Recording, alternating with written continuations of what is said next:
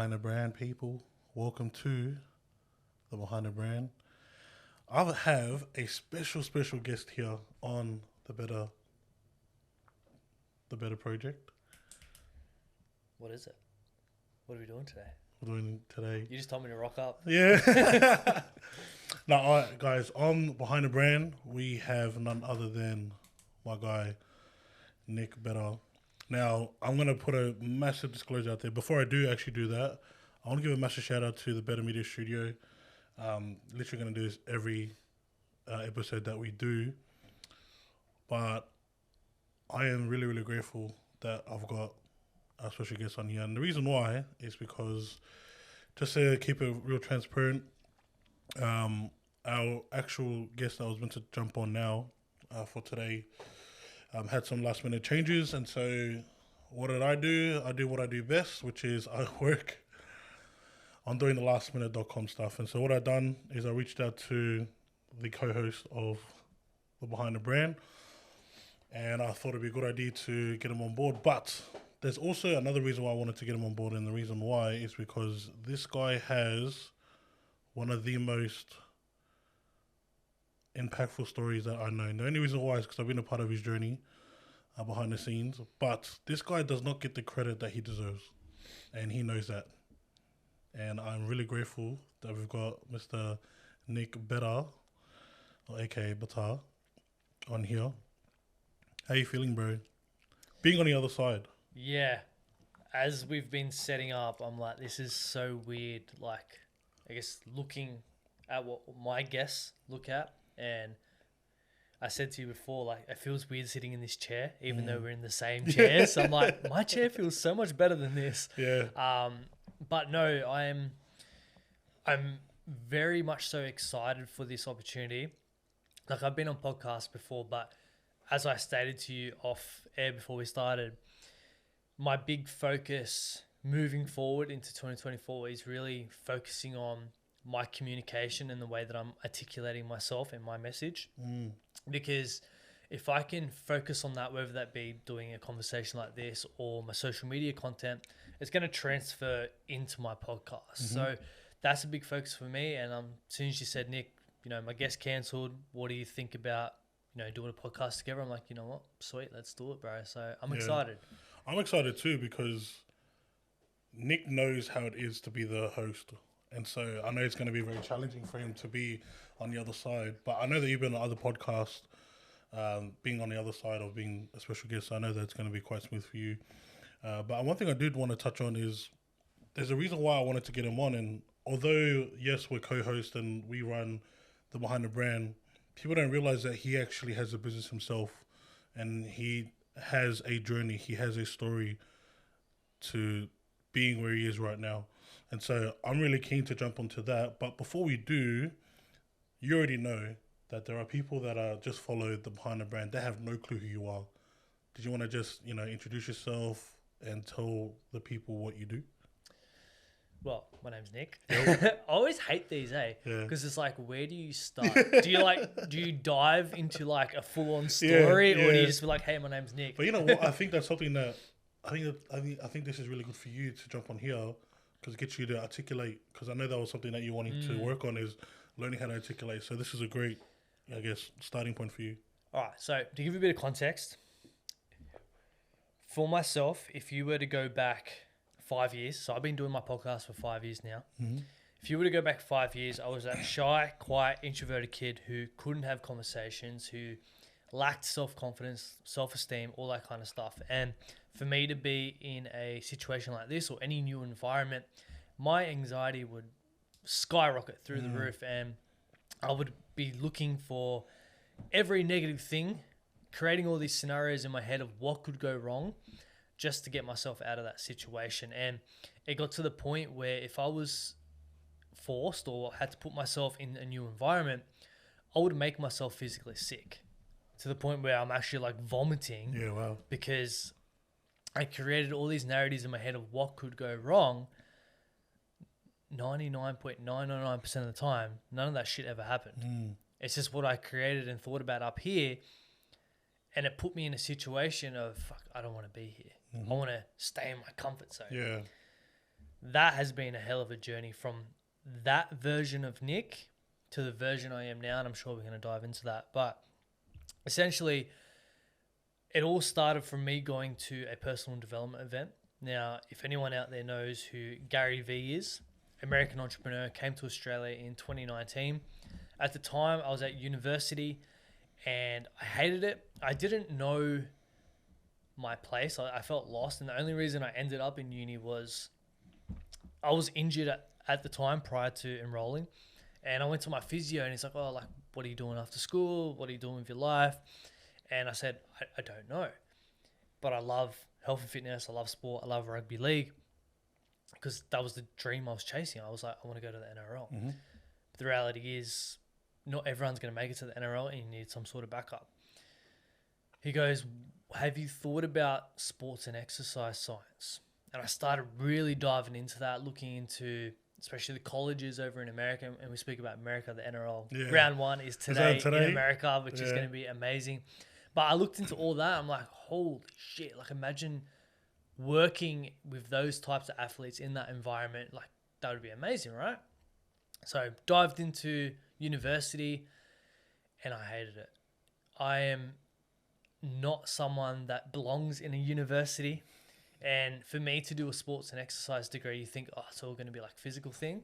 It was all theory, and I'm not a theory guy. I learn by doing. And coming back to business, the best way to learn business is actually by doing. Mm-hmm. I don't learn by reading papers and writing essays and shit like that. Like, no, that's not my thing. So at the time, head of uni, went to this personal development event where Gary Vee was speaking. And I remember sitting in the crowd. Gary Vee walks out on stage and I'm sitting there. I'm like, shit. Imagine if I could captivate a crowd like this. Imagine if I could be on stage speaking, sharing my message, my value. And remember, I'm that shy, quite introvert kid, right? Yeah. So I got this one voice saying, oh yeah, you can do it. And this other voice, which is just like overcoming me saying, who the hell are you to do that? Like, just stay in your comfort zone, little bitch. Like, just, you don't go out there. Don't try and put yourself in a situation where you have to talk to people. Like, that's scary. Don't do that. But I remember sitting with myself and saying, Nick, I can go down one or two paths. Well, essentially, I can stay on the path I am now, or I can branch off and go down a new path of putting yourself out of your comfort zone, learning how to communicate, and actually having an impact and finding out who you are and where you belong in this world. And I thought, that's scary, but I'm going to do it because I don't want to stay where I am now. The next day, I dropped out of university, started working in my family's business full time. And that's a funny story in myself because growing up, I was like, I never want to work in this business. Like, I hate it. I don't care about air conditioning, and I still don't care about air conditioning. Yet I found myself in the business. But hey, right this second, it pays for the bills and it's paid for this amazing studio. So I am actually forever grateful for it. But at the end of the day, it's not my passion. It's not something that I want to pursue for the rest of my life. Right now, it's a stepping stone to get me to where I want to get to on my journey. And it allowed me to buy my first camera, start vlogging, then started podcasting. I had no clue what podcasting was. Gary Vee popped up again and goes, everyone needs to have a podcast. I'm like, what's a podcast? I don't even listen to them. But hey, right behind you, Josh, I bought that microphone. I had a shitty old laptop, plugged it in. First episode was a 3-minute long episode.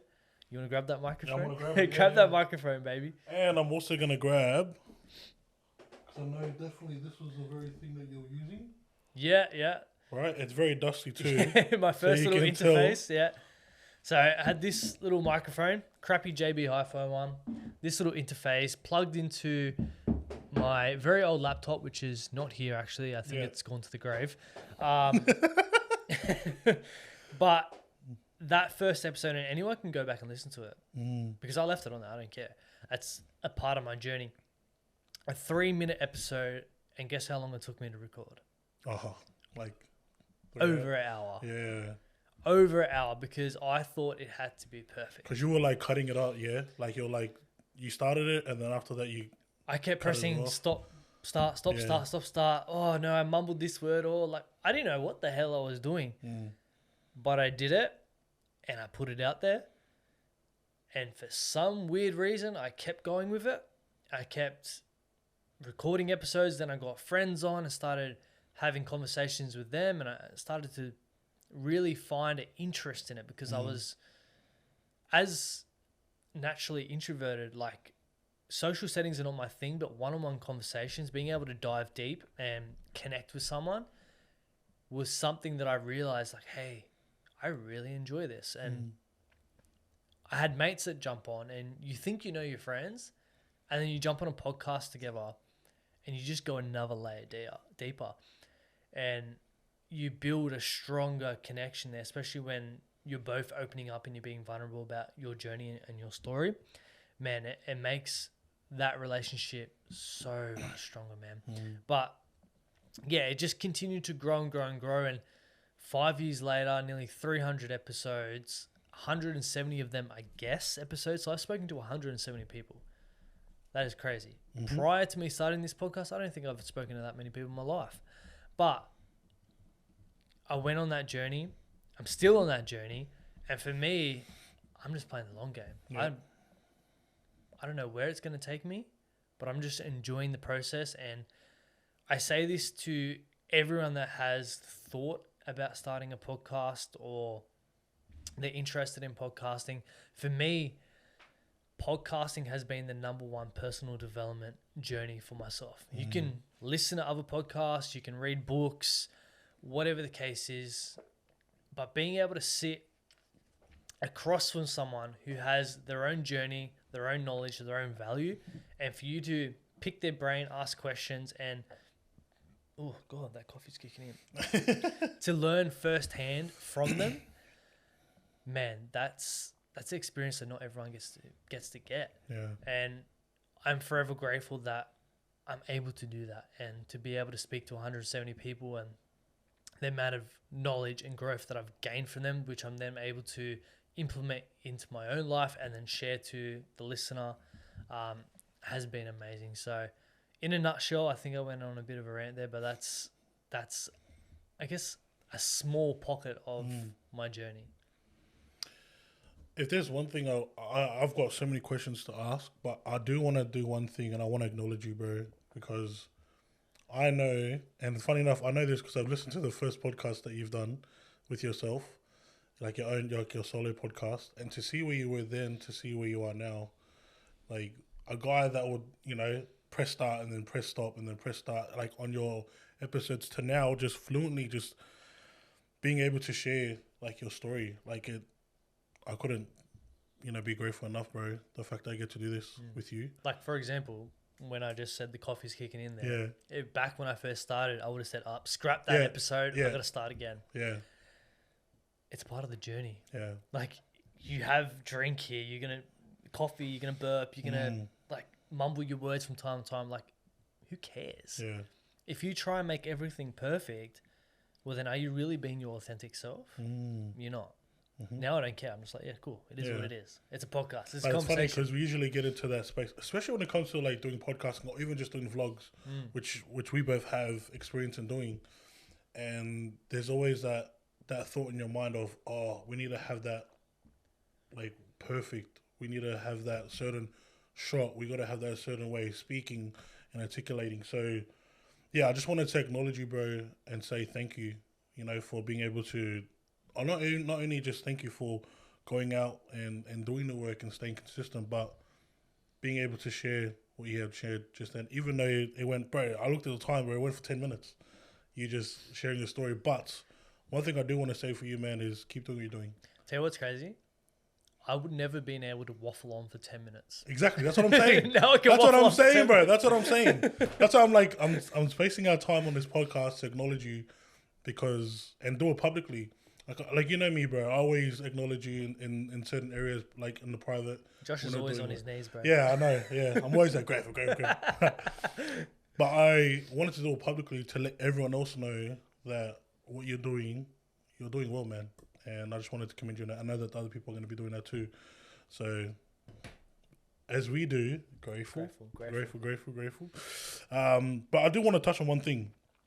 And, just to go through a bit of context as to what I had gathered from you, you started your journey through a personal development event. Mm-hmm. Now, was that physical or was Yeah. that like a physical event? Yeah. And that was in 2019, Mm-hmm. I'm guessing? Yep. And so this was prior to COVID. Yeah. So prior to when there was no pandemic like era, which I want to get into later on in terms of how you were able to navigate your podcasting journey through COVID. Mm-hmm. But you mentioned here that you started doing uni at Western Sydney because of an injury. So you got injured. You were talking to your physiotherapist. Yeah. Yeah, and then he mentioned to you about doing Sports and exercise exercise. science. Yeah, Yeah. science.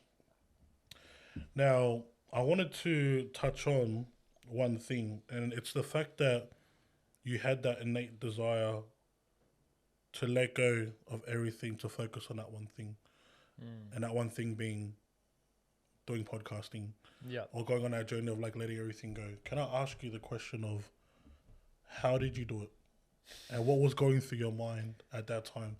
So take me back to 2019, Nick Betar, Betar. And this is prior to you starting the Better Project. What was going through the mind of you then? Who the hell am I to do this? Yeah. Who's going to watch me talk to a camera about whatever I've decided to speak about? But that's a very interesting question. Anyways, why I ask this is because a lot of people, like I know this for myself, when we're going through the journey, whether it's starting a business, starting a brand, we're always on that drive of hustling and always looking for the next big thing. And I learned this from one of my clients. One of my clients actually said this to me. He's like, "Oh, have you looked back on how far you've come?" And I said, "Oh no, I haven't, because I'm just on that hustle." And I know that's a one common trait in business people and business owners and people that have brands and building up their brands, is that one common thing is that we tend to forget to reflect. Yeah. And so I wanted to take that time out today to look through and allow you to reflect on how far you've come. And so looking back at the 2019 Nick Betar, what was he going through then?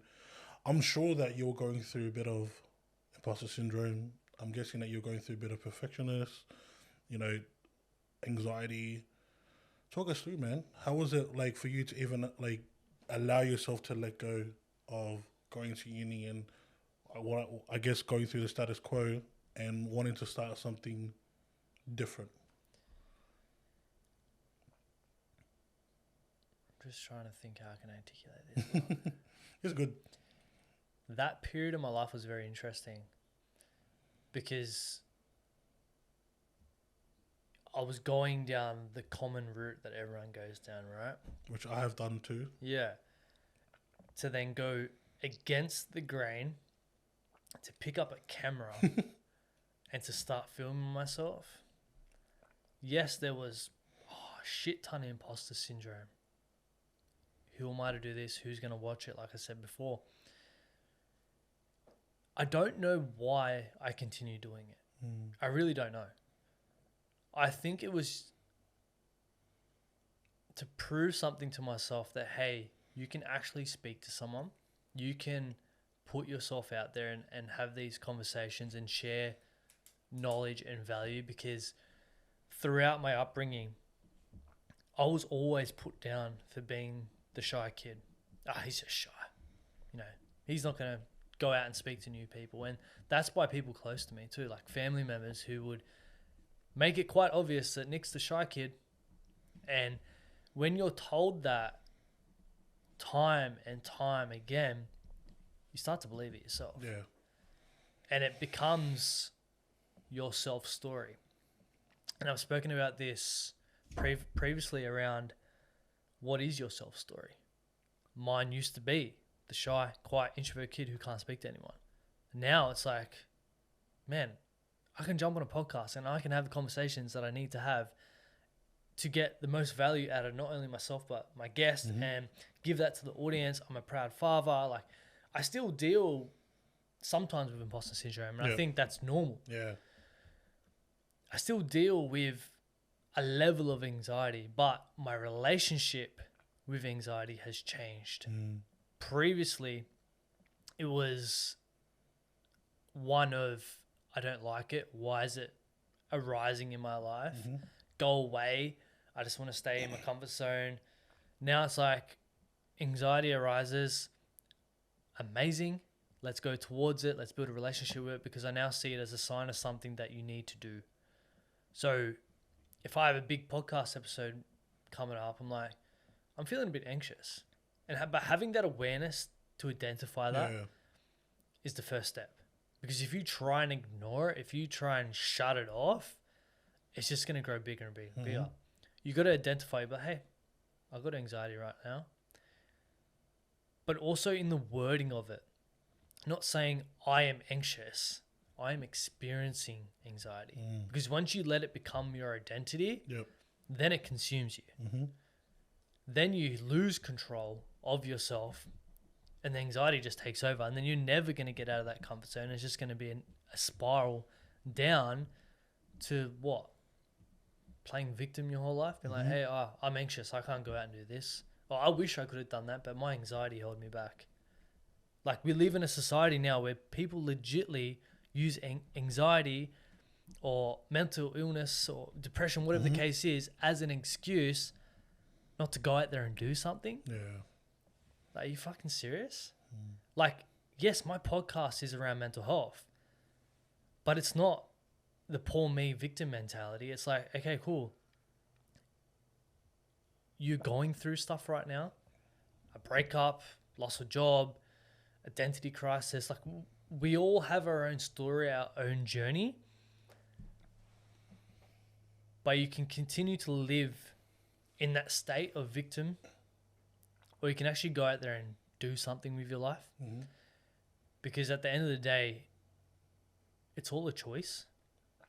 People don't like to hear it, but anxiety is a choice, depression is a choice. Yeah, there are things that can affect that and make it, I guess, make it develop or come up more in your life. But it's up to you to identify it and have the tools to be able to work through that and build the relationship with that. Whether that be going seeing a therapist or whatever the case is, it's all a choice. So you can play victim, or you can go out there and take action on your life. And for me, it's like taking action, especially now being a dad. Who am I to say to my daughter, yeah, you can go out and do anything you want in your life, if I'm sitting on the couch saying, oh, I can't do this because I have anxiety? Like, what kind of role model are you? What living example are you to your daughter, to the next generation, if you're not going out there and doing it yourself? So that's a big thing for me, is not letting these labels, I should say, because everything's labeled these days. And I think it's so sad. And I do a lot of work in the schools, so with the air conditioning. And from the last couple of months of doing it, you go into some schools and everything has a label. Every kid has a label. I'm like, are you fucking serious? They're just kids.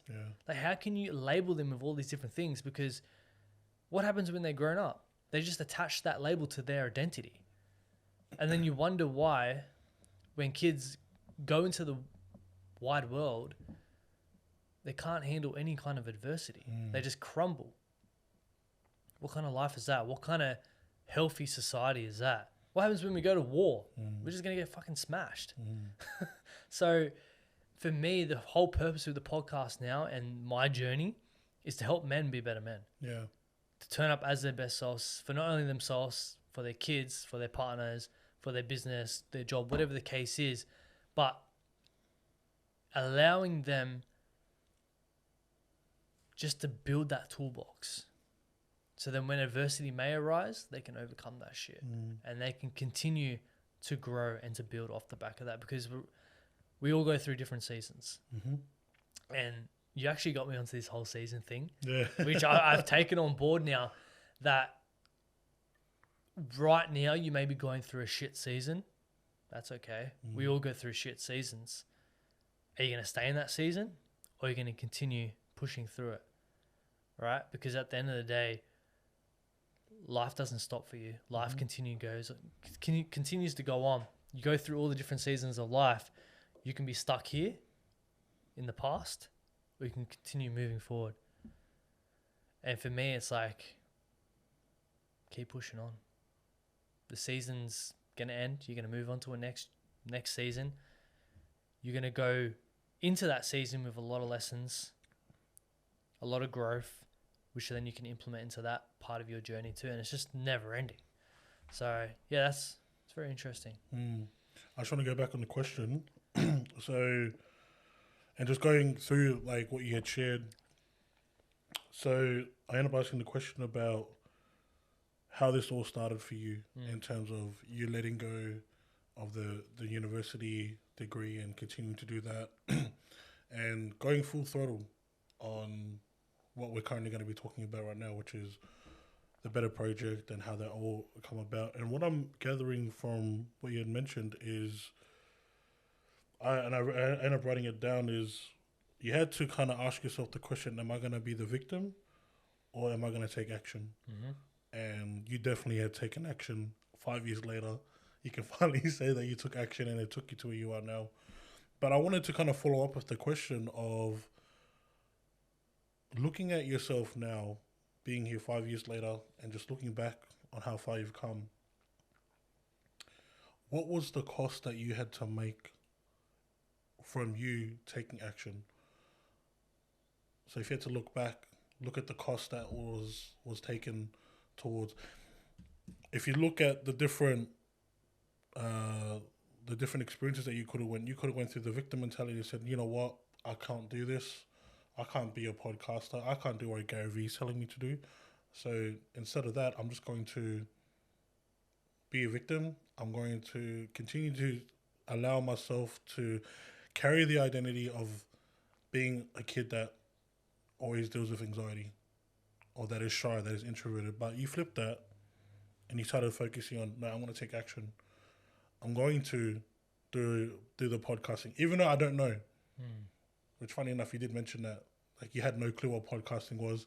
You didn't know what this microphone was. You didn't know what this interface is.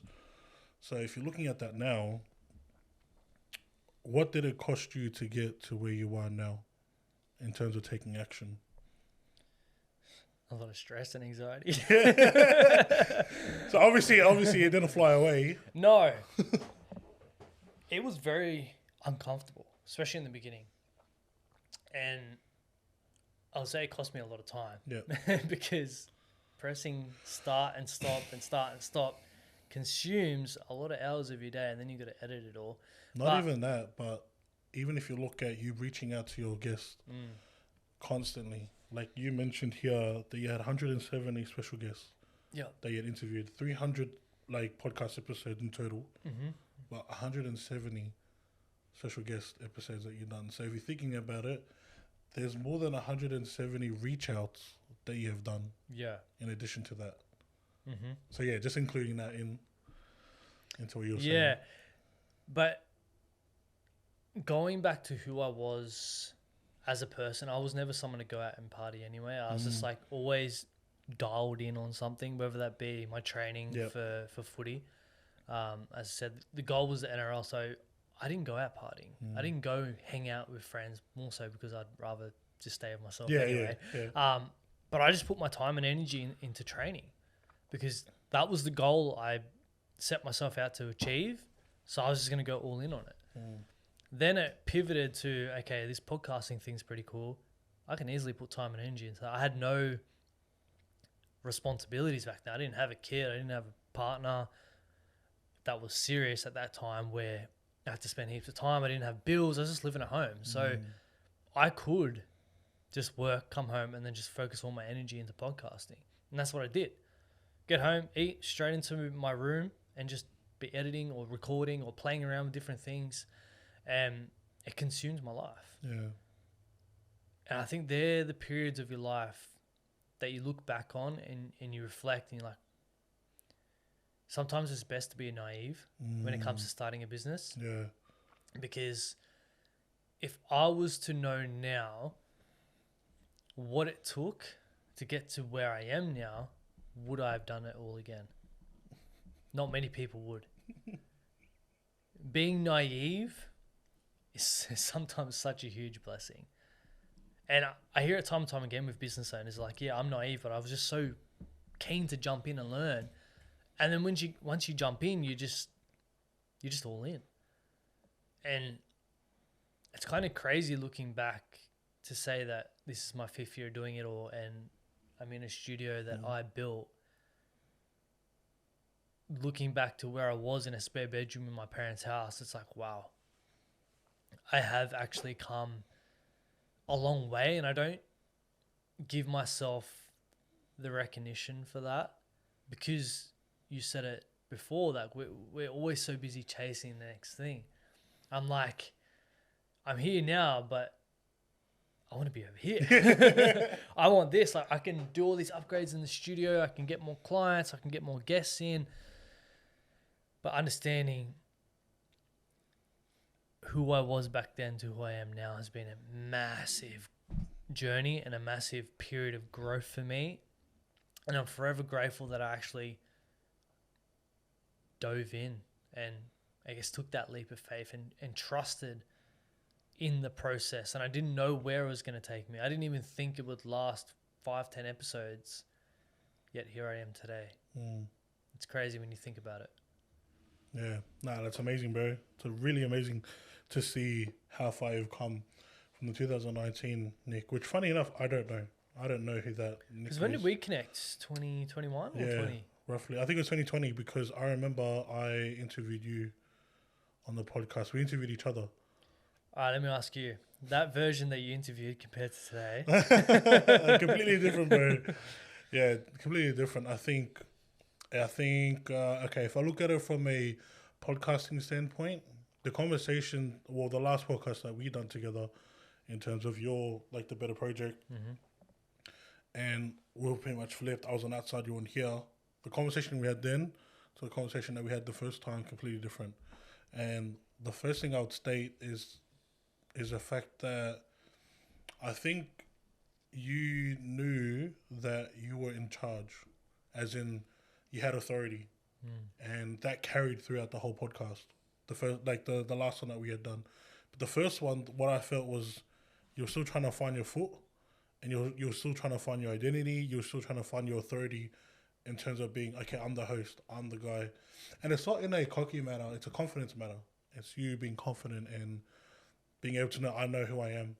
And to see you now, even like looking through all the other podcasts that you've been doing since then, like since the conversation that we had here and moving forward, it's been developing over time. Like, it's literally like you're cruising. Like, it's very balanced. And I remember, I think it was yesterday you put a video out saying that you kind of felt a bit off.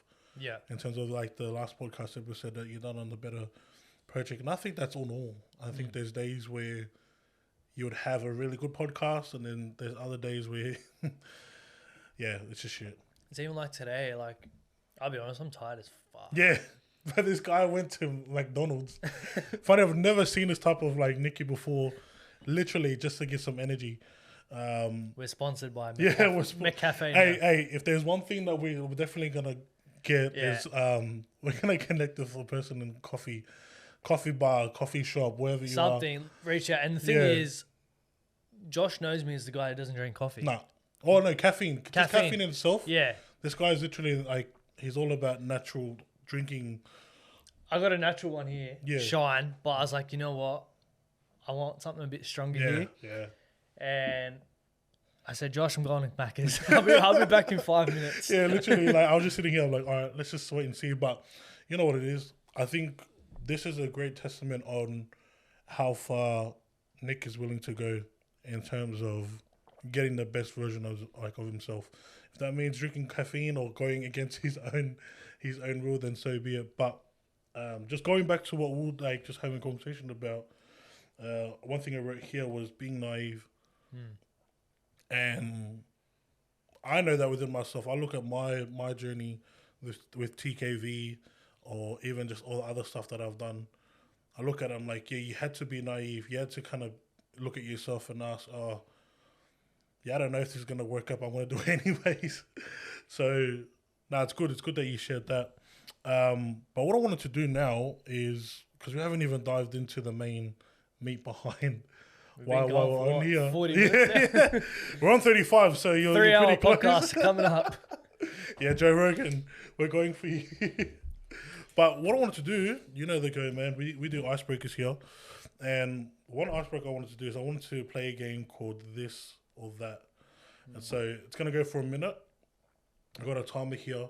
And I'm going to ask you a series of questions. I want to see how far you go in terms of how much this or that questions you can get through. All right. You know I hate these games, right? I know. But you're literally going to be on the pump. So I'm going to keep it easy for you. But are you ready? Let's go for it. All right. Timer starts now. This or that. Playlist or podcast? Podcast. Shoes or slippers? Shoes. Pork or beef? Beef. Swimming pool or beach? Beach. Fruit or veggies? Fruit. Cat or dogs? Dogs. Summer or winter? Summer. Salt or pepper? Salt. Cash or card? Cash. Cookies or chips? Subway cookies. Soda or juice? Juice. Farm or city? Farm. Text or call? What? Text or call? Text. New phone or new clothes? Phone. Black or white? Black. Driver or passenger? Driver. Laptop or tablet? Laptop. Comedy or horror? 10 seconds. Comedy. Beer or wine? Wine. Dine in or dine out? Dine in. Movies or TV show? Movies. iOS or Android? Apple. Why? Because it's just so easy and compatible with everything. Why not? Why not Android? I've never... Wait. Have you used Android before? Oh, back in the day Yeah. when I had this shitty old Android thing, it was useless. Now with Apple, we could just connect everything here. Laptops, phones, it's just all connected. So it just makes life easier. Well, I've noticed that you do have Apple everything. Yeah. You've got your Mac, you've got iPhone. Mm-hmm. Nah, it's crazy. Well, looking at it, your score, mate, you are at 22. Is that good? Yeah, that is good. Because my goal was to get you at 20. No, Like that was the goal. Like above average, bro. if you can get past 20, then you've made it. How many questions you got there? Oh, bro, we've got like 100, Who's 250. Sure. What's the most someone's got? No, you're the first one. Oh, it's the first week. Oh, okay. yeah. It's a new thing. Oh, grateful. Guys, so that's a high score for any special guests out there. They're going to jump on. You're not beating it, no one. Oh, man. Now, one thing I want to bring up one, like, just random question. And the main part behind this is just to get to know more about you. You mentioned here, text or call. What did you say? I said text. Why? Because I hate calling people. Hmm. That introvert shit, bro. Yeah. I just want to text. Yeah. You know what is so funny, and this is bringing me out from the co-host, from the hosting side, and just being like me and Nikki like mates.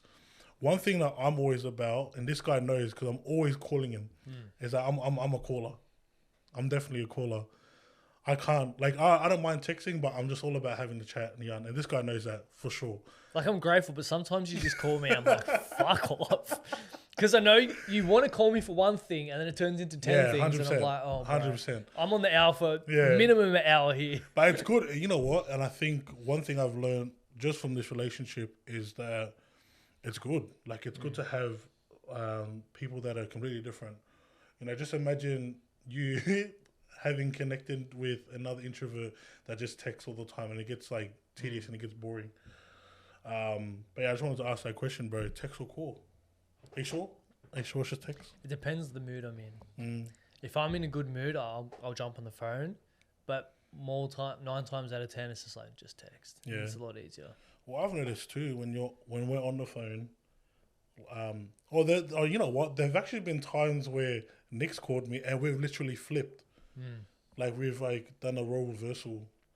Like, you're out there and you just jump in the gun, you're just sharing and having a chat. And then for me, I'm just being quiet and I'm just listening in, which is so funny because it's completely out of my character to not talk and to actually listen. But what I've learned from that is it's good. Like it's fine. It's fine to kind of be on the flip side. But yeah, when you have your rants and when you're on that, like, hey, bro, like I know when you're calling me and you want to have a chat, I know definitely that he's been seeking out for someone to have that conversation. But definitely, like I'm grateful. Like I'm definitely grateful for the relationship that we have. And also this or that question, I'm definitely going to play this for the next one. So yeah, anyone out there that wants to beat it, you have to beat 22 high score. Nick Better. It's funny, 22 is one of my favourite numbers now. Oh. Because Eliana's born on the 22nd of the 1st, 2022. At 5:22 in the Ding, morning. ding, ding, ding. Oh. Ding, ding, ding, ding, ding. But yeah, just wanted to do a bit of an icebreaker just to get us ready and pumped up for the meat behind why I got you on here, which is to talk about behind the brand, behind the business, behind why or what you do behind the scenes. And, you know, I'm just looking through, we've covered a bit about who you are. I think people get a bit of understanding of your journey and your story behind where this all started. But I just wanted to utilize this time to really go through the main meat behind why we got you on here, which is to talk about how this all started for you and what you do in terms of your business. And so, Nick, tell us, what have you done? What have you done in terms of the business journey? Like, I'll look at your story, I'll look at your journey from what I know, and you're a great example of a true entrepreneur. You know, you started from nothing, you've got something, and you still got something to get you to that next level. And so just talk us through, man. I think we'll go back to 2019. Talk us through your journey from the business side of things and your podcast, getting to where you are now. I was going through, I don't know what I was going through, but I found some old business stuff that I was like working on back in like 2019. Yeah, that's a pen there, Better project. That was just a pen. I don't even know if I bought that or someone else got that for me. But I actually was looking into like drop shipping and stuff like that. And like I remember. Yeah. Just like random products that I found on like these websites, and I was like, oh, I'm going to create like a landing page and try and sell them. It never eventuated into anything, but that was the mindset I was in of let's try all these new things and let's try and build a business, because I didn't know what I wanted, what I was passionate about, and what I wanted to pursue, but I just wanted to try new things. And no one knows that I kind of went down the line of trying to drop ship and all that kind of stuff. And then I wanted to do like health and fitness, personal training, and I mentioned the strength and conditioning stuff. Then what else did I do? The clothing brand, Better Life. Which I still got the shirt. Yeah, you still got it? And funny enough, just a PSA, I still wear this to this day. Oh, like, really? I wear it to the gym, bro. Like the red one that you gave me. Shit, okay. Yeah, I literally, like, it's funny. Like, if anyone gives me a shirt, right, and they gift it to me, I'll wear it full pride. And funny enough, I wear it to the gym a lot. And so, funny enough, that's when one of the guys actually looked at my shirt, the red shirt, and it actually sparked the conversation of like, oh, you know Nick? And I was like, yeah, like he's my mate. And then he's like, oh yeah, like, you know, I used to play with him, with Shannon. Yeah, Shannon. I think he said that he played with you, something around that. And I just thought about that. Like, it's crazy how far you've come, but it makes you, like, it made me realize about the shirt and about how, like, how easily marketed you can, and this is a really good tip for those out there. Like, it's literally subtle marketing. Like, I wear it all the time. Like, I literally have it in my bag now. I'm probably going to wear it to the gym too. But yeah, sorry, going back to what you were saying. So you went into doing clothing. So I started the clothing brand with my brother, actually. And I always wanted to do clothing because I would look up to someone, for example, Isaac John, YKTR, ex-rugby league player. So I had that kind of connection there. And I was like, oh, this is cool. Imagine if I could do a clothing brand. But I just never knew what to call it. And I would always play around with all these different names and logos and stuff. And one day my brother comes to me and goes, why don't you just call it Better Life? Like our last name, Betar, but like put a spin on it to say better and life, because we all want a better life. And I was like, that's interesting. Why don't we go with that? And I just, once again, I dove headfirst into it, and it just consumed my life. I'd be on the computer looking at samples and different logo designs and all the little details, and we brought it to life. Now, it wasn't successful at all. The first drop, I think it was just all friends and family, which is, super grateful that you supported. Always. Then it just went downhill from there. It's just like, cool. They support you for the first one, and then it's just like, no one really cares. And that's the reality of business. No one gives a shit. But what I learned is that you need to build a brand before you build a product.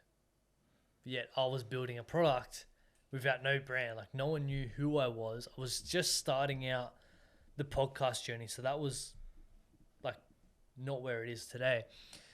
And my brother lost interest in it. So then I took it on board, but then I didn't really have that strong of a connection to it anymore.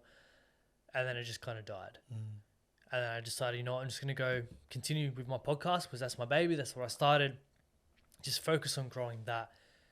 Now, when it comes to the brand Better Life, that brand is going to be coming back in some capacity soon. It's something that I want to bring back, whether it's just better, like my last name, or I do the Better Life thing too. But that's going to be coming back to some degree. I've thought about it. I'm like, when I have some free time, I definitely want to dive back into that. But right now, I just want to build my brand and my message, and then I can focus on the product side of things later.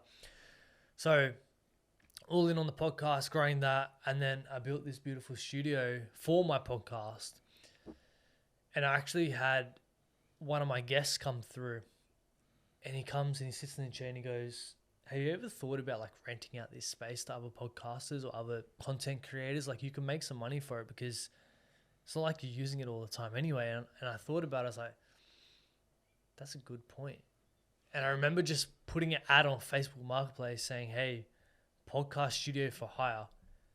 Then I had a couple of people reach out and I didn't know what price to charge. And I was like, oh shit. I'm looking at all these different studios and like they were like expensive, like more so what I charge now. I was like, I can't charge that. So I charged like so low. I'm like, $50, $75 an hour. I look back now, I'm like, fuck, I was ripping myself off, bro. Ripping myself off. But I got the clients through and they loved the space. They loved what I built, the service that I provided. And then I was like, this could be something.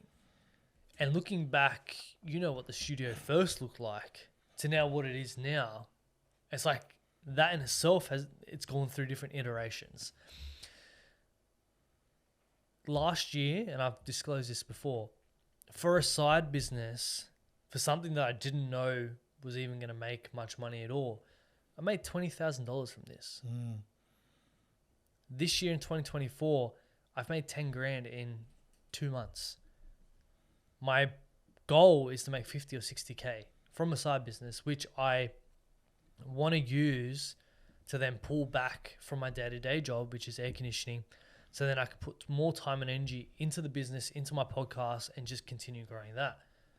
So from something that I thought, who knows, I might bring a little bit of extra cash, has now turned into something that is going to allow me to create the life that I want.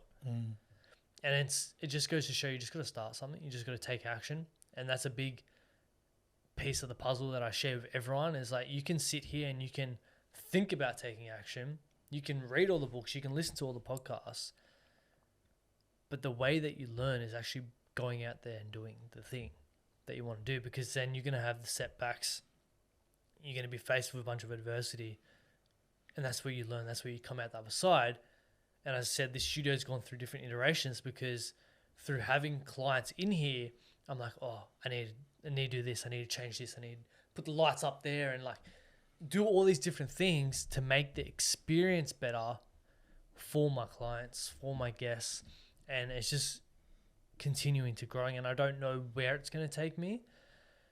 But right now, I'm just focusing on the value that I can provide in hosting this space, in editing the content. Like I have a video right now for a client, and I think I checked it this morning. It's at 14 million. Yeah. 14 million for a And video. he was in here.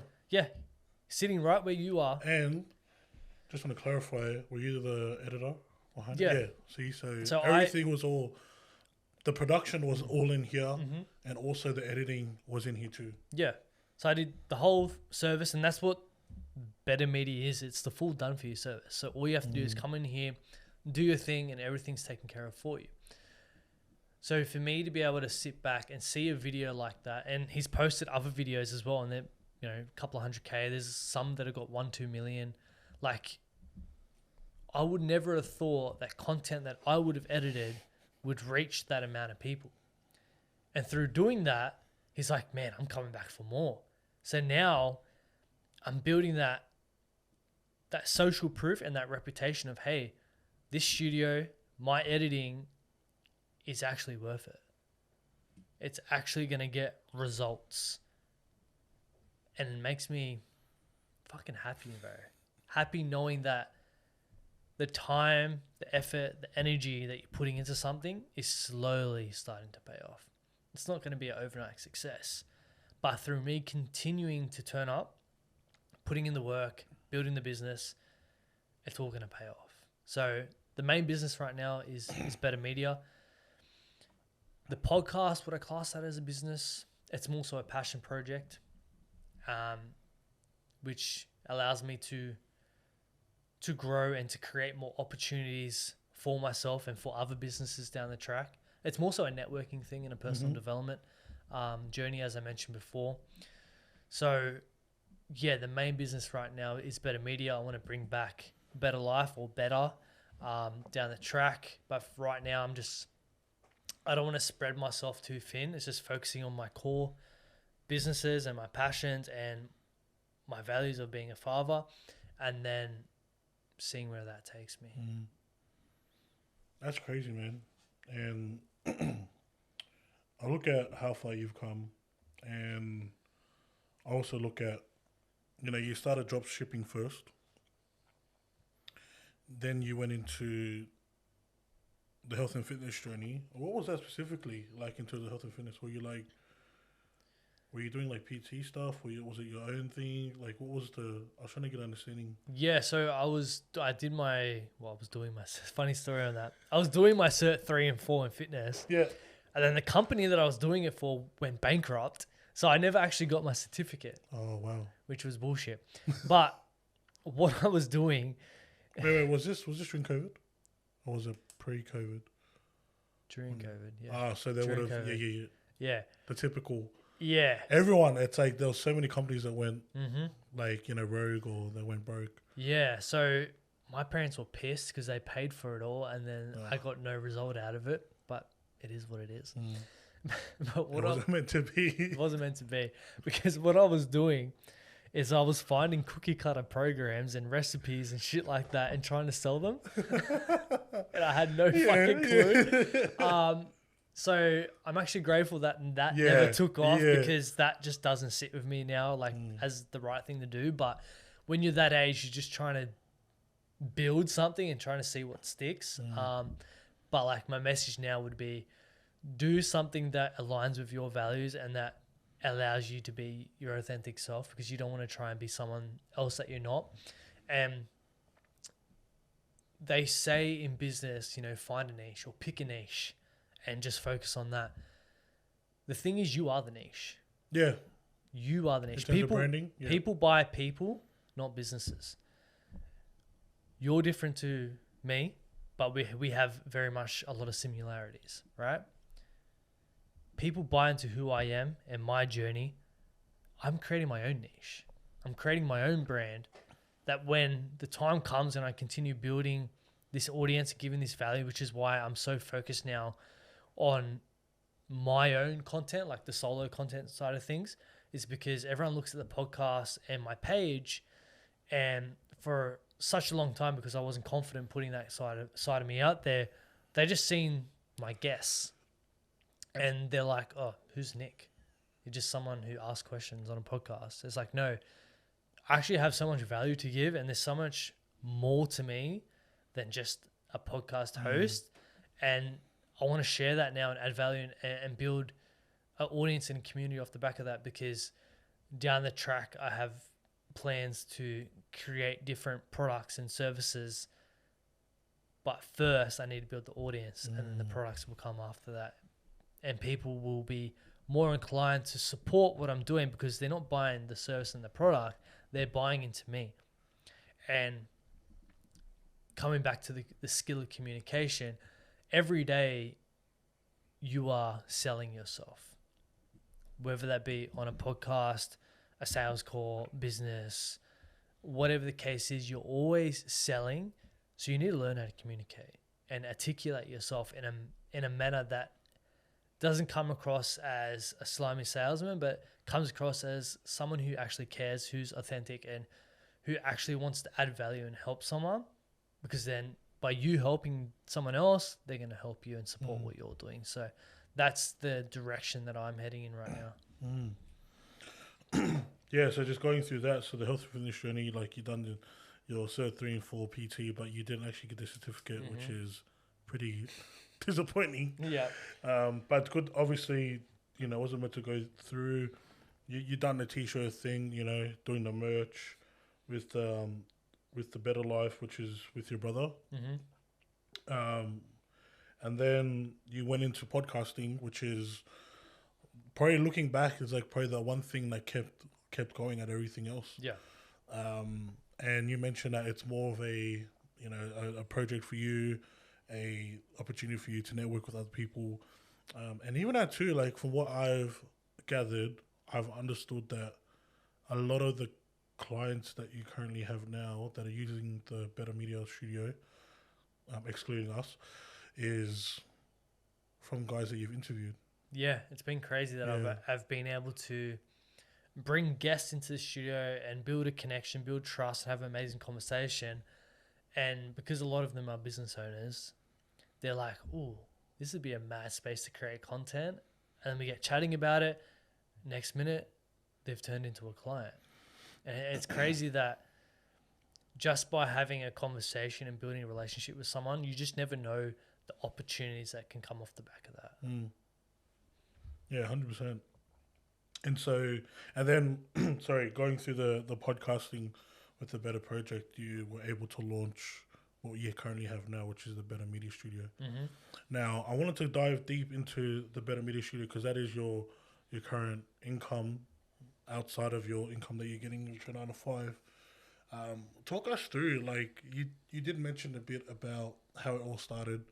One of your clients came through and they mentioned, was it a client or was it a guest that came up to you and they mentioned to you? It was a guest. Yeah, it was a guest, yeah.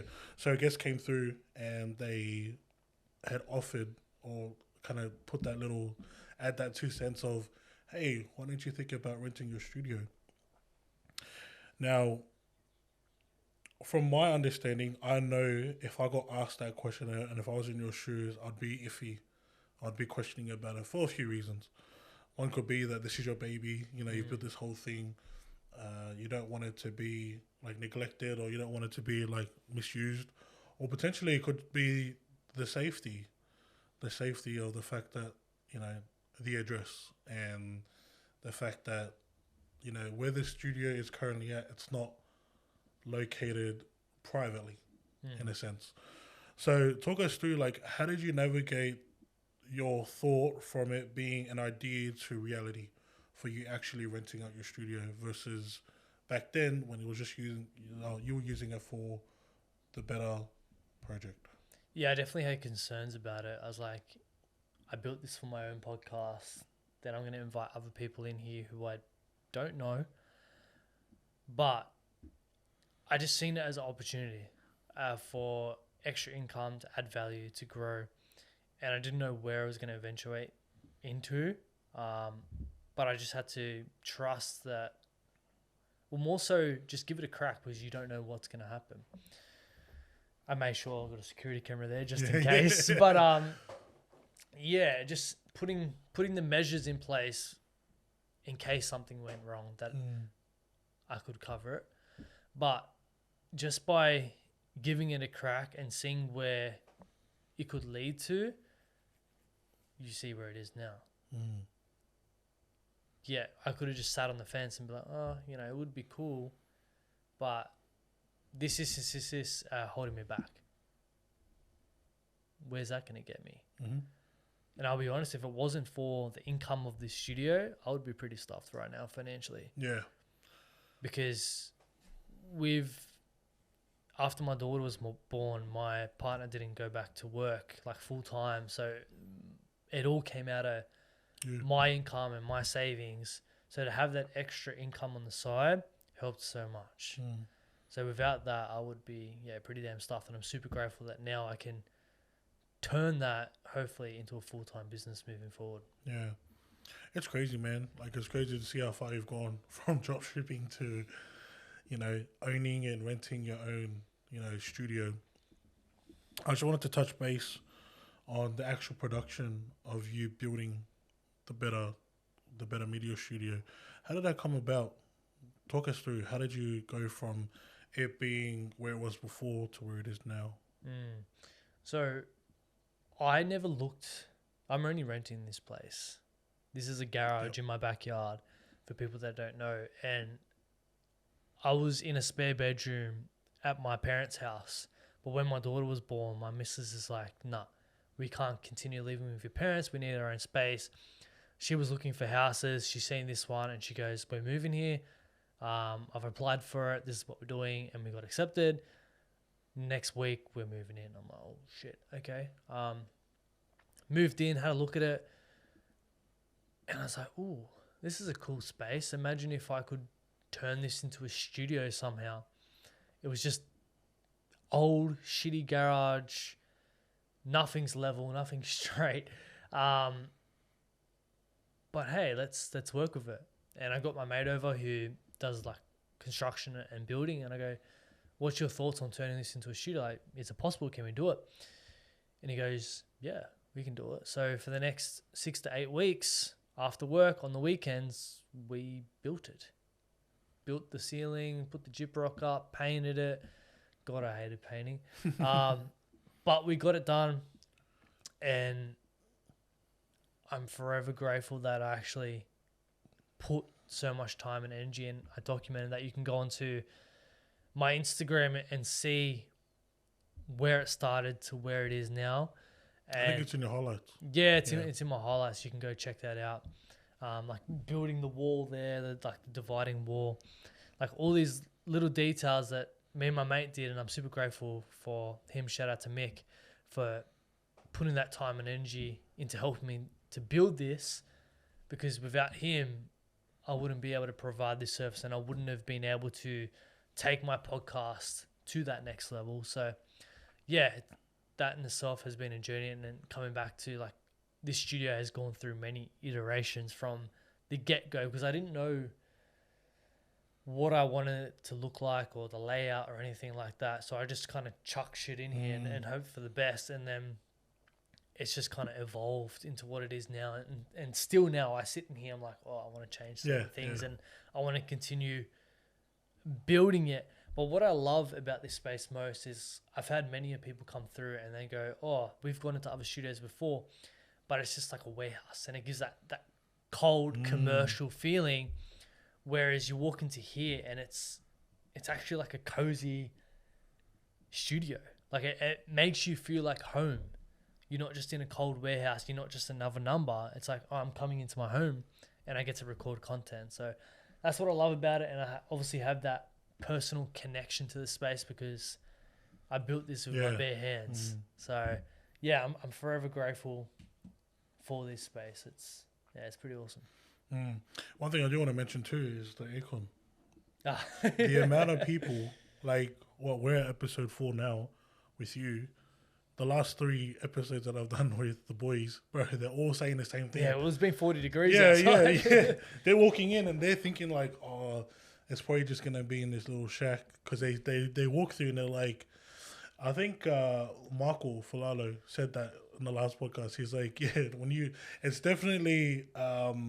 he said something, I'll bring it back later, but he was even shocked too to be like, yeah, you'd never think that inside that garage is this studio. Yeah, don't judge a book by its cover. Yeah, that's what he said. Yeah, that's what he said. Don't judge a book. It's a great example of that. But yeah, man, you've literally come a long way. And I even look around too. And funnily enough, I actually have been at the spare room. I've done the podcast with you there too. Right. So I've seen the journey and where you've come. I've even been through the COVID scene, through the pandemic. I've been interviewed by you too. So I've kind of gone through it myself.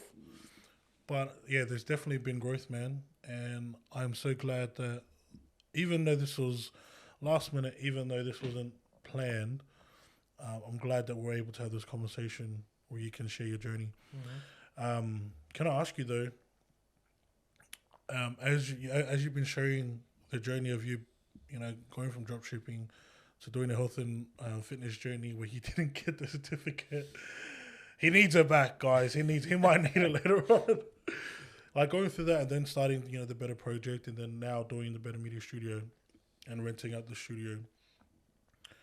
You've shared the journey. You've even shared the journey of you building, the production side of the studio.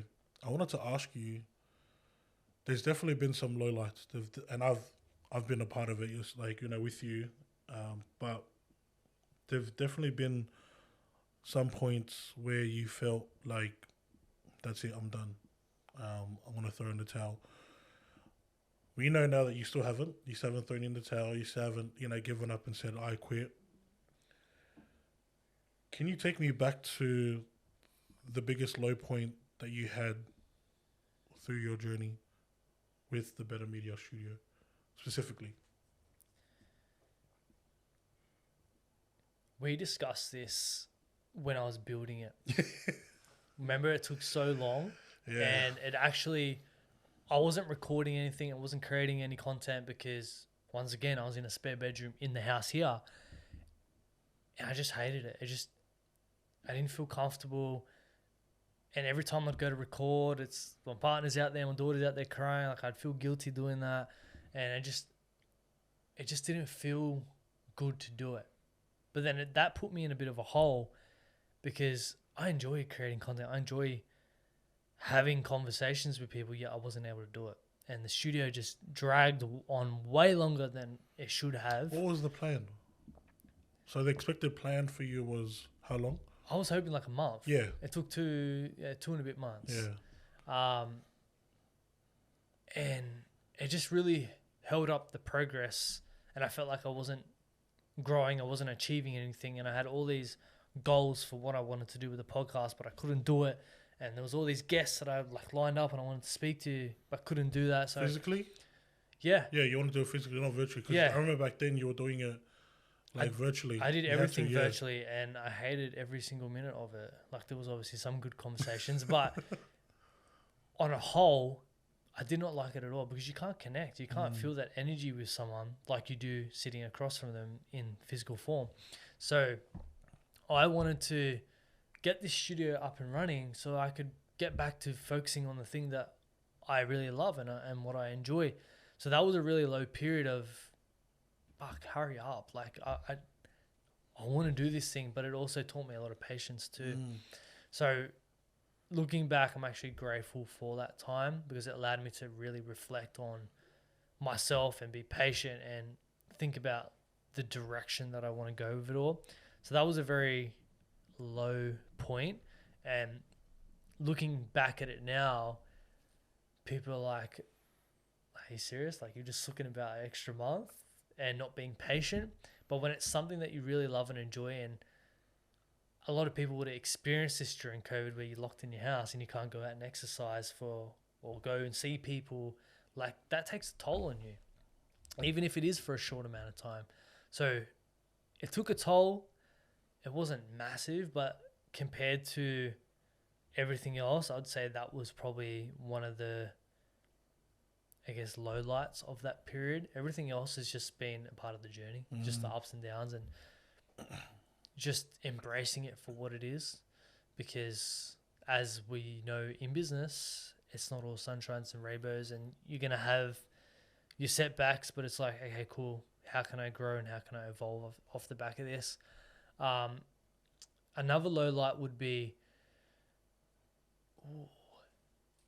doing certain projects for the sake of money, even though you didn't want to do them. Yeah. So for me, I had bills to pay, and someone would go, "Hey, can you come do this videography thing?" And I'm like, "I'm not a videographer. I don't really enjoy it, but I'm going to do it anyway for the money's sake." And it actually turned out shit. Like, I didn't enjoy it. Like you felt, you knew then yourself that it was. Yeah, I didn't enjoy the process. I didn't enjoy editing. I didn't enjoy anything about it. Yeah, I did it for the money so I could pay my bills. And yes, you got to do what you got to do to pay the bills.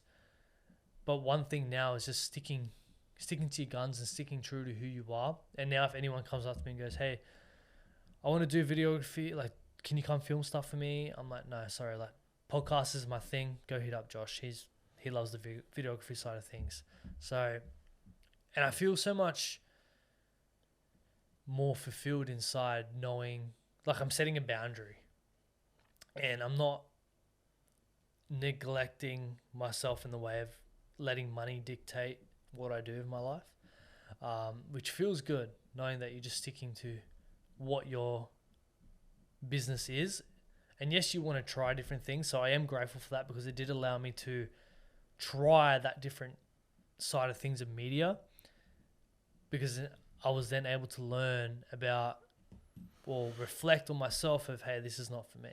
I'm just going to stick to podcasting. So they were probably the two kind of low lights, but at the same time, I learned so much from them. So are they low lights? I don't know. They're blessings. I see it also as lessons too. Like, I think the first one that you mentioned, which was the production stage of you being in the spare room in your own home, doing virtual, keyword virtual podcasting, and then going from there to now being inside. But I think it's also just the time too, like from the expected time frame being one month to actually being 2. And then from there, the other second low light that you mentioned was like saying no to projects that aren't within your boundaries, and specifically doing that for the financial side of things. And so, yeah, just going through that, I just wanted to kind of, ask this question before we start wrapping up, which is, how did you cope? Like, how did you keep going? Like, how did you manage to, with all the pressures of you building the production stage of the Betar Media Studio, and then going through with, I guess, saying yes to certain projects that you weren't meant to, all the lowlights that you're going through, what kept you going? What was the coping mechanism for you? Well, pressure is a privilege. And it was all a choice I made at the end of the day anyway. So I can't sit back and be like, once again, play victim and like say, poor me. Like, I made the choices to say yes. Yes, I can't control certain situations, like the studio taking a bit longer than it should have, but it's all a part of the process. And they say you don't know how much you love something or you enjoy something until you don't have it. So that period of me not having the podcast side of things, it really allowed me to miss it and grow, and made me realize, like, fuck, I really love this. I really enjoy it. So when I get the opportunity to get this studio up and running, man, I'm not going to take that shit for granted. I'm going to go all in and work on my craft and get amazing people in here. And last year was the biggest year of the podcast ever, just because I went all in, and the studio took my content to a whole new level, because people take you seriously now. You're not in a spare bedroom in your house. You're actually in a studio with high quality equipment, high quality content. People see that, and you just go from one big guest to the next, and you just continue growing. And now I'm at a stage where I can actually get some big names in here, and it feels good knowing that I've built something so special like this. From a kid who was shy, quite introverted, no one knows who the hell I was, to now people actually know who I am. And I'm not saying that from a point of I walk down the street and everyone goes, "Oh, Nick." But when the Better Project podcast is mentioned, a lot of people know that. A lot of people know who I am and the journey now. And I'm very well connected, because the time and energy that I've put into networking and getting certain guests on here, which is then connecting me with like the inner circle of who they're with and bigger and better names. And you're not going to connect with the people at the top straight away. It's like, how can you find into that circle? Yeah. Connect with the outer layer and just go one layer at a time until you get to those top people. And that's the thing with podcasting. You're not going to get the biggest names straight away. For example, let's take Penrith Panthers, for example, right? NRL team. And this is a circle I'm actually working on at the moment, right? Nice. I'm like, cool. How do I get some of the big players like Nathan Cleary or stuff like that on the podcast? All right, let's go a layer out. Like outside of that, I get James Tuhuna, which is one of their wrestling coaches, get him on. I'm working on their mindset coach. He's going to be coming on in a couple of weeks. So I'm getting the outer layer, which they're going to connect me with the inner layer, which is the Nathan Clearys and some of the bigger players. And then they may connect me with different circles as well. So you got to work yourself in. You can't just be like, oh, I got a podcast. Come on. Like in an entitled way. Like no one gives a shit that you have a podcast. You got to earn the right. You got to put in the repetitions. You got to have the connections and the relationships and the social proof of, hey, like this guy's actually building something. Like I went from like, and followers don't make a huge difference, but I went from 4,000 to 12,000. Content went up. Everything's gone up. People see that now and they go, oh, like this Nick's like the real deal. Like his podcast is actually really good, and the conversations that he has and the way that he's articulating himself and asking the certain questions, like it's different to everyone else. And that's, for me, is a big thing that I'm proud of, because even when I do research for my podcast, and a big part of that is listening to other podcasts that my guests have been on, and a lot of the times it's the same story over and over again from chronological order. I'm like, this is so boring. Imagine if I do the same thing here. Like, who's going to listen to that? For me, it's like, okay, cool. I want to know who you are, what makes you tick, the ins and outs, because you're more than an athlete. You're more than a business owner. You're actually a human being. And I think that's where also the concept of behind the brand came from, is coming back to people by people. It's not all about the business. Yes, the service and the business is important, but people want to know the person behind that brand too. And that's why we started this, to just focus on the business side of things. Whereas me, yes, I talk to business people, but I feel like it's on a more of an intimate level, focusing on the mental side of things. Whereas behind the brand's more of a business thing, which is also why I let you take control of it, because it would kind of feel weird if I was doing it. Like I wouldn't be able to separate the two. So I'm just the ideas guy, and I'll let you take the action on it. But just connecting, just networking with people and working your way into the circles that you want to be in. It takes time, but that's why it's called networking, because it takes a lot of work, a lot of energy to do that. But yeah, last year was one of the biggest years of the podcast, and this year is going to go to a whole new level too. Yeah. So that's how you're able to cope, is actually going through and just networking and constantly networking with your special guests. You got to continue moving forward. Yeah. Like if you just sit there and go poor me and play victim, like it's just going to continue building up in your head. So it's like, okay, cool. What can I control? Well, I know the studio is going to be built in 2 months' time. So like, let's start networking now, so I have guests lined up for that period. Yeah.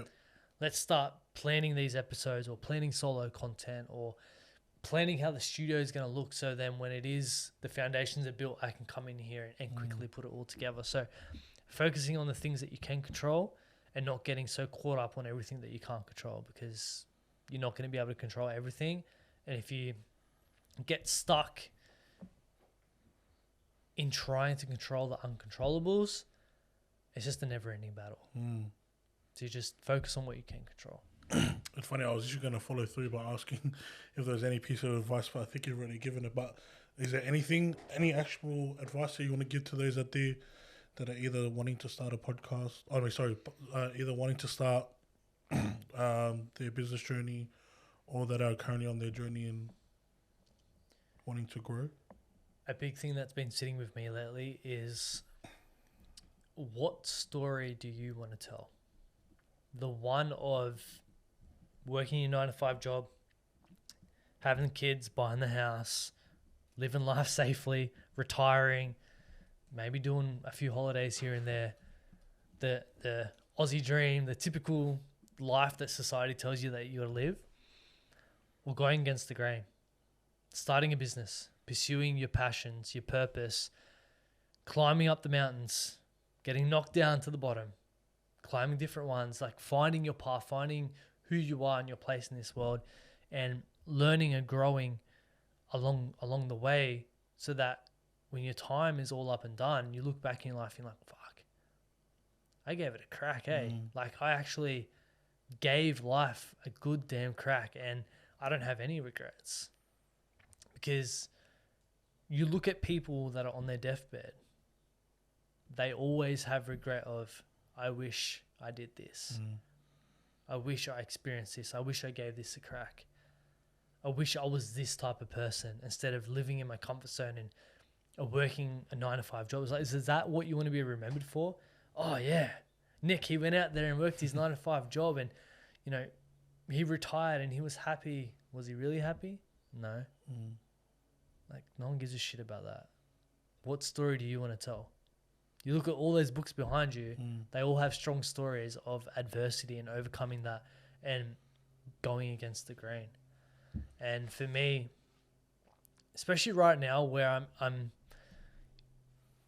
in the crossroads of, yeah, I am working that 9 to 5. I'm not going to sit here and be like, oh yeah, I'm living my fantastic life. I'm creating, or I'm living the life of my desire. But I'm on the journey of doing that. And I'm on the crossroad of building this business, the Betar Media business, which is then going to allow me to break away from society and go against the grain and create the life that I desire for not only myself, but for my family. So yeah, you got to take action and focus on the things that you can control. And just think about, what story do you want to tell to your kids? Even if you write a book, whatever the case is, but what story do you want to share? Wow. For a guy that knows you well, that hit me. Grateful, bro. Grateful for you coming out and, taking your time in your own studio to do this. But yeah, we're definitely going to wrap up the Behind the Brand. You already know how we finish off. There's a special guest question that our previous special guest had asked, and they're going to ask you the question. And the question is this: why did you start?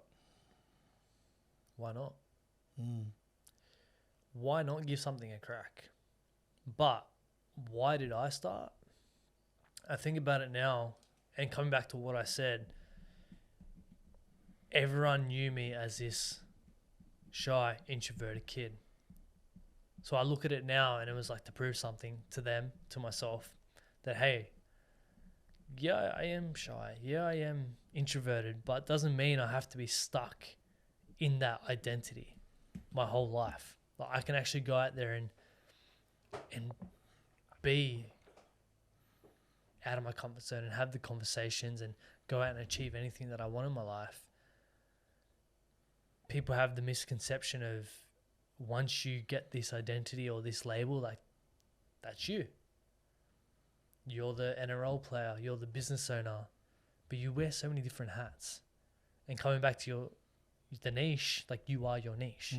Everyone is an individual for a certain reason, right? If we were all the same, how boring would life be? Yeah. We all have our own hobbies, our own passions, our own way of doing certain things, and that's what makes life beautiful. So just focus on being your authentic self, turning up as your best self, and just enjoy life for what it is, and enjoy the journey, man. Yeah, 100%. And so, obviously, with the question that you've answered, you're obviously going to ask a question for the next special guest, which we're going to do outside of this. But if there's any people out there that want to follow you on your journey, what's the best way that they can connect with you? Just Instagram, Nick Betar Official. That's has all my podcast stuff, all my personal stuff. All the links are in the bio for anything you want, really. But yeah, that's probably the best place is my Instagram. And if people are wanting to rent out the studio, what's the best way to contact? Same thing, Instagram. That can be through the Nick Betar Official or my Better Media page as well. Just hit me up, ask anything you want. I'm happy to help, happy to add any sort of value that you need. And then, yeah, hopefully we can work together. Yeah, sweet. So for those out there that are listening to this on YouTube, the links will be down in the description. But for those out there that are listening on Spotify or any other audio platforms, make sure you guys check our Instagram page. But other than that, that's all we got for today. Nick, grateful for the grateful sign. Grateful, bro. Grateful. Grateful again for jumping on board. And for those out there listening, thank you guys for tuning in. And we'll see you guys in the next one. I started to crash towards the end there, bro. No. I needed more caffeine. Bro, is thing alright? I'm going to go check. Yeah, go check on it, because that's the only thing I cared about. It's probably a week. Yeah. No, I was scared because I was like, oh, what if... Yeah.